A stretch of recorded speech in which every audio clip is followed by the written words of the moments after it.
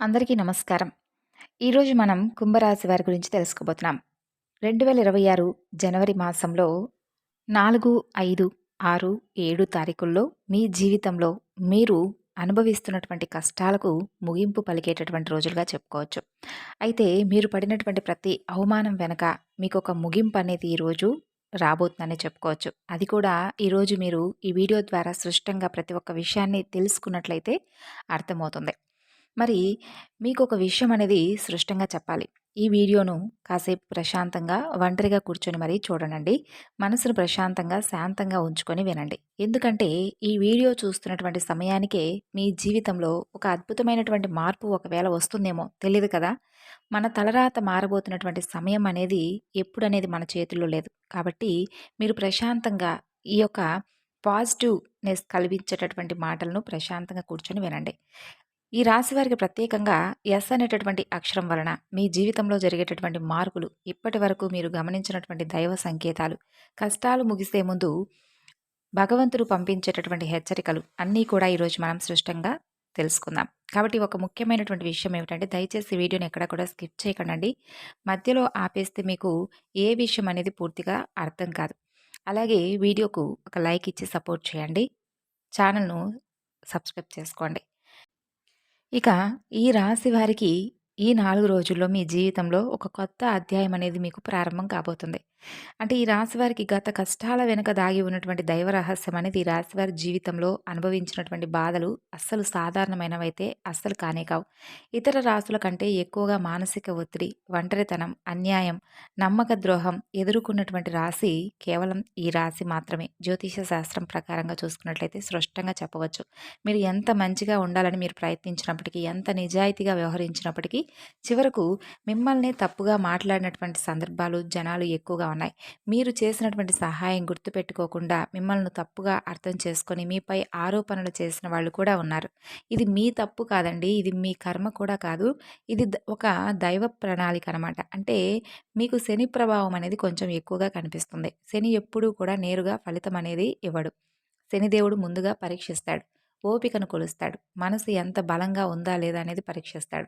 అందుకే మీ జీవితంలో ఒక దశలో అన్నీ ఉన్నప్పటికీ కూడా సంతృప్తి లేకపోవడం, ఎన్ని ప్రయత్నించినా ఫలితం రాకపోవడం, ఎవరు మిమ్మల్ని అర్థం చేసుకోలేకపోవడం, ఇలా మీకు అనిపించడం ఇలాంటివి జరిగాయి.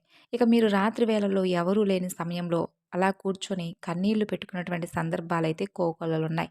ఎవరికీ చెప్పలేనటువంటి బాధ గుండెలోనే దాచుకొని నడిచారు. బయట నవ్వుతూ కనిపించినా లోపల పూర్తిగా విరిగిపోయినటువంటి రోజులున్నాయి. ఇవన్నీ కూడా చూసి భగవంతుడు మౌనంగా ఉన్నాడని చెప్పి మీరు అనుకుంటున్నారు.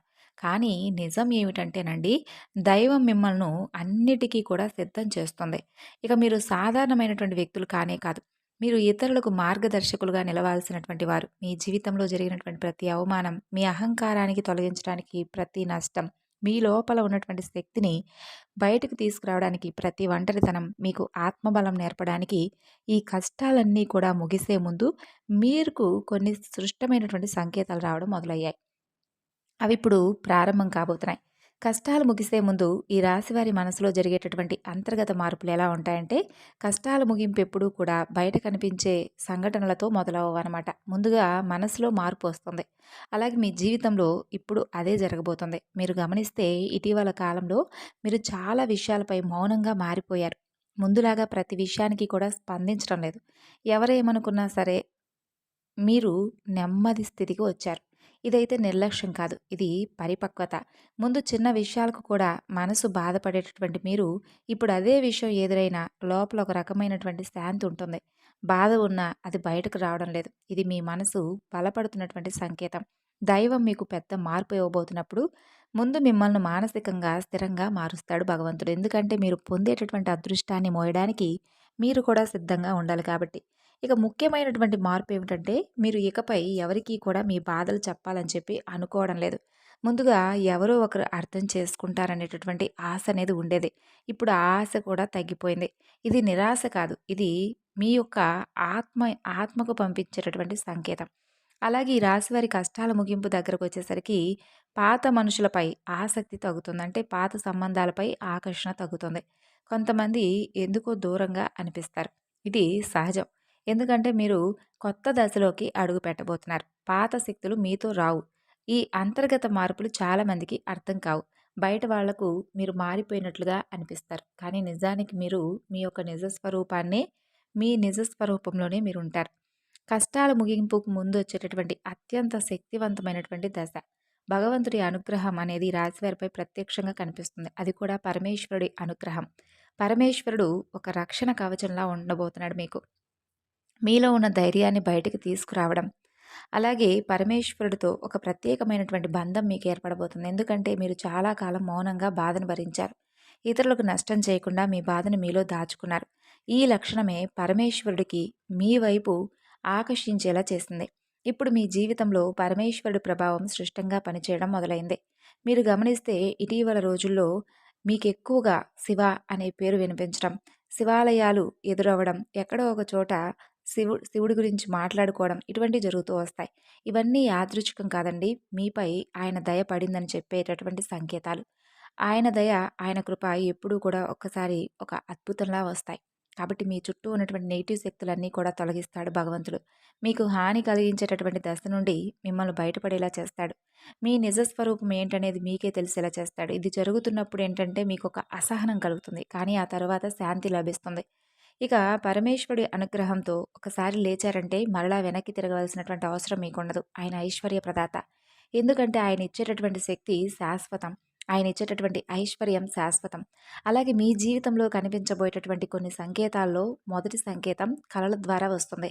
మీరు సాధారణంగా కళలు ఎక్కువగా గుర్తుపెట్టుకునే వ్యక్తులై ఉండవచ్చు. ఇప్పుడు కొన్ని ప్రత్యేకమైనటువంటి కళలు కూడా మీకు గుర్తుండిపోబోతున్నాయి. అలాగే మీకు ఎక్కువగా నంది, అలాగే తెలుపు, తెలుపు రంగు, అలాగే గంట, ఇవన్నీ కూడా కలలో కనిపిస్తే అది దైవ సంకేతమే. మీ కష్టాలు ముగిసే దశకు రాబోతున్నాయనేదే. ఇక రెండో సంకేతం ఏంటంటే లేనిపోని అడ్డంకులు తొలగిపోవడం, ఆగిపోయిన పనులు ఒక్కసారిగా కదలడం మొదలవుతుంది. చిన్న అవకాశం పెద్ద దారిని మీకు చూపిస్తుంది. ఇది అదృష్టం కాదు, ఇది దైవానుగ్రహం. అలాగే మరొక సంకేతం ఏమిటంటే మీరు కోరని చోట నుండి మీకు సహాయం రావడం. మీరు ఎవరిని అడగని సందర్భంలో ఎవరో ఒకరు ముందుకొచ్చి చేయూత అందివ్వడం.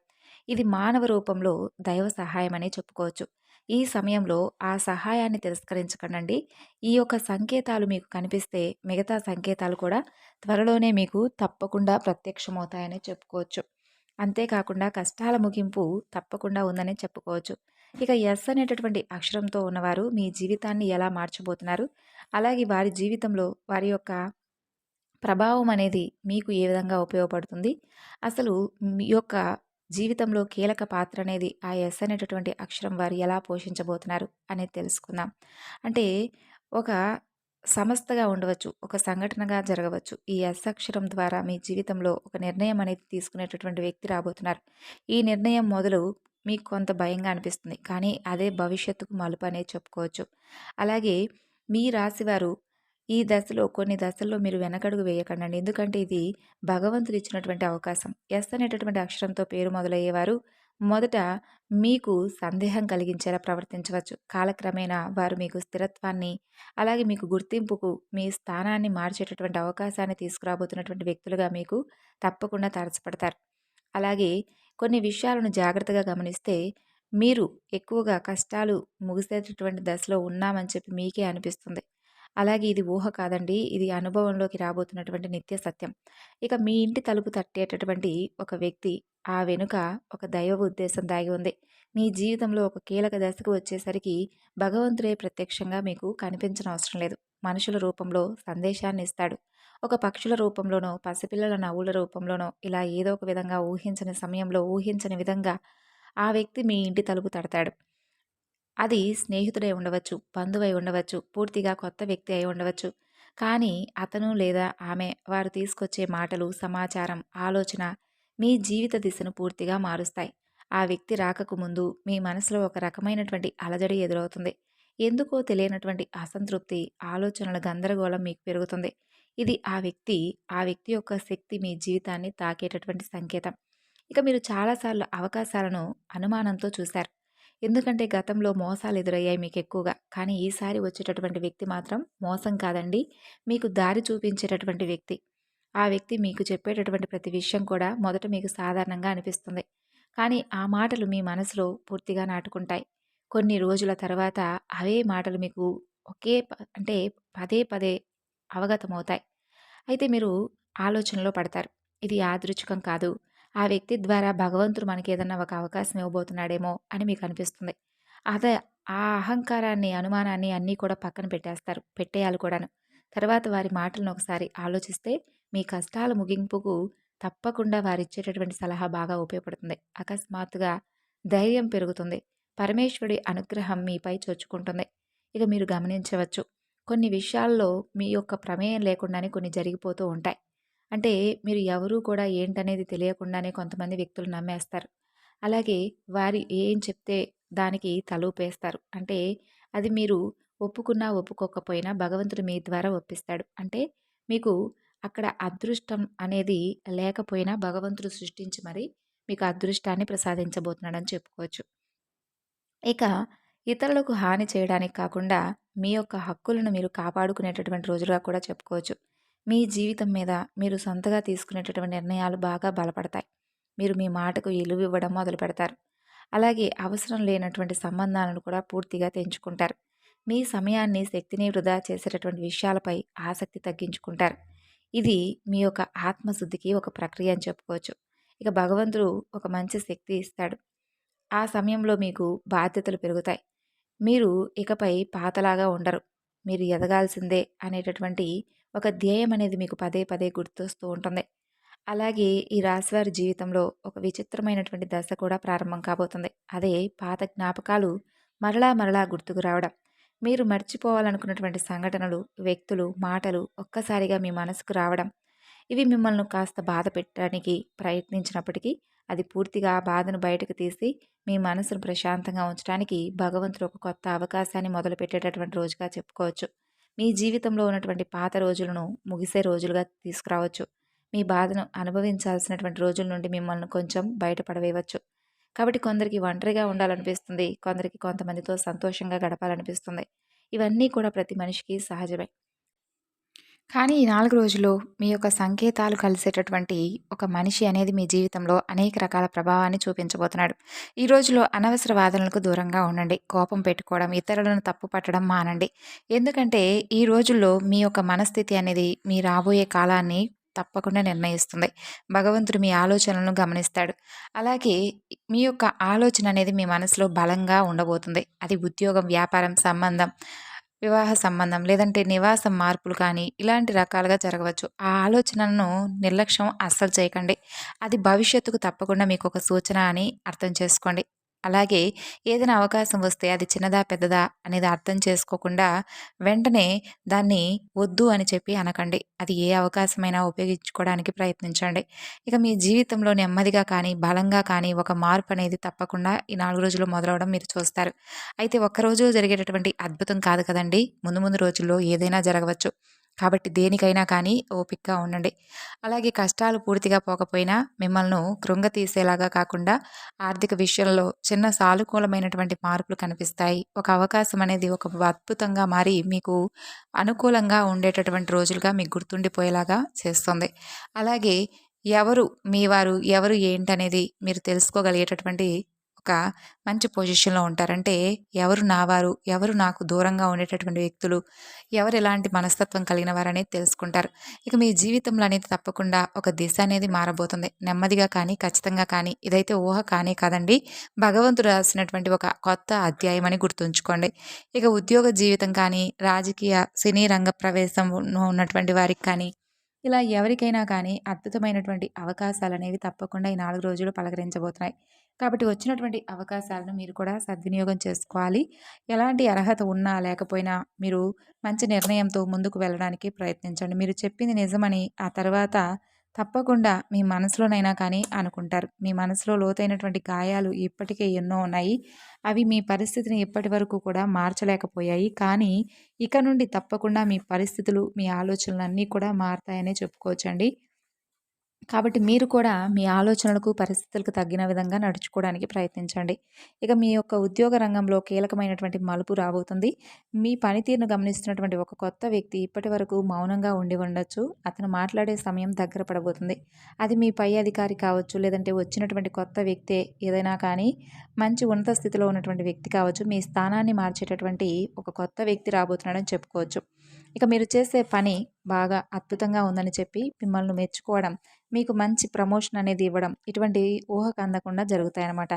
ఆలస్యంగా వచ్చినటువంటి గుర్తింపు అనేది మీకు చాలా ఉత్సాహంగా, శాశ్వతంగా ఉండబోతుంది. ఇది మీకు తాత్కాలికమైనటువంటి ప్రభావం కానే కాదు, మీ భవిష్యత్తుకే పూర్తిగా మార్చేటటువంటి అవకాశం ఉన్నటువంటి ఒక మంచి గొప్ప అదృష్టమని చెప్పుకోవచ్చు. ఇక జనవరి చివరి వరకు వచ్చేటటువంటి సూచనలను మీరు జాగ్రత్తగా గమనించండి. ఒక అవకాశం అనేది మొదట చిన్నగా అనిపించినప్పటికీ అది మీకు జీవితంలో స్థిరత్వాన్ని ఇచ్చేలా ఉంటుంది. కాబట్టి ఆర్థిక పరిస్థితి నష్టాల నుండి నిలకడ వైపు ప్రయాణం అనేది సాగించబోతున్నారు. డబ్బు విషయంలో కూడా కొంచెం జాగ్రత్తగా ఉండండి.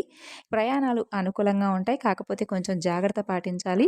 అలాగే డబ్బు చేతిలో నిలవనటువంటి పరిస్థితులు ఇప్పటివరకు ఎదురుపడ్డాయి కాబట్టి డబ్బును ఏ సమయం ఎలా ఉపయోగించుకోవాలనేది మీకు ఒక ఐడియా అనేది వచ్చుంటుంది. కాబట్టి మనం ఏదైనా కానీ సంపాదించుకోవడం అనేది చాలా కష్టమండి. కానీ ఖర్చు పెట్టేయడం మాత్రం చాలా ఈజీ. కాబట్టి ఈ ఒక్క విషయాన్ని జాగ్రత్తగా గుర్తుపెట్టుకోండి.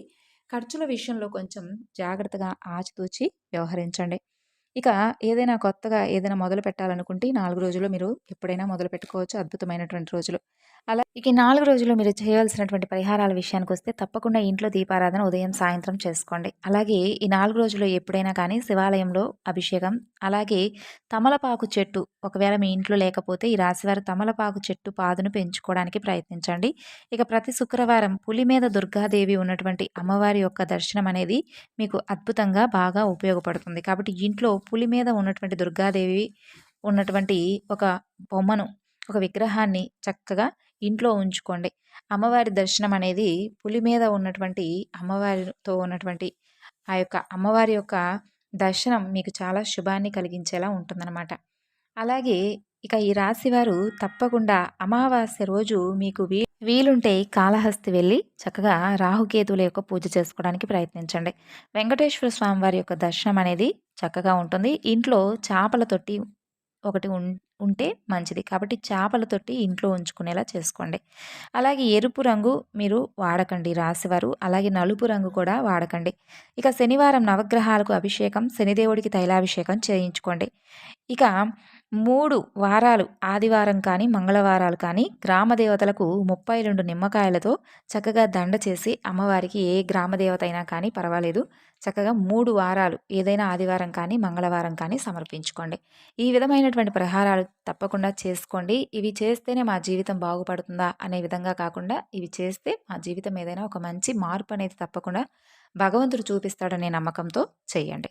మన నమ్మకమే మన బలం. కాబట్టి ఈ విధమైనటువంటి పనులు చేసుకుంటూ మీ జీవితాన్ని ముందు ముందు రాబోయేటటువంటి మరిన్ని ఆనందాలను, సంతోషంగా, మనశ్శాంతిని పొందాలని మనస్ఫూర్తిగా ఈ రాశివారి తరపున నేను కూడా కోరుకుంటూ ఈ వివరణ మీకు నచ్చితే మరికొంతమందికి షేర్ చేయండి. ధన్యవాదాలు.